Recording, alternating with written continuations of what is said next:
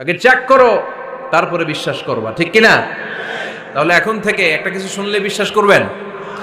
একজন এসে বলল, ভাইজান আপনার মেয়েরে দেখলাম আরেক ছেলের সাথে বাজারে ঘোরাফেরা করে, ওই রমনার বটমূলে দেখলাম আপনার মেয়ে আরেক ছেলেরে নিয়ে ফষ্টি নষ্টি করে, লোকের কথা বিশ্বাস করে বাসায় যে মেয়ের চুলের মধ্যে ধরে মাইর, আইজো মার কাইলো মাইর। এরকম হইতে পারে না? হয়তো ওই লোক আপনার মেয়ের মতো দেখতে আরেক মেয়েকে দেখছিল। এরকম হয় কিনা সমাজে? একজন এসে বললো, ভাই আপনি এখানে ভাবিরে তো দেখলাম ওই জায়গায় আরেক লোকের সাথে ঘোরাফেরা করতেছে, খবর রাখেন না বাসা? আপনি রেগে মেগে, ঘটনা কি? আমার খেয়ে আমার পরে আরেকজনের সাথে, যে এই বাড়িতে যে মায়ের কোনো কথা নেই। দেখবেন যে ছোট্ট মারামারি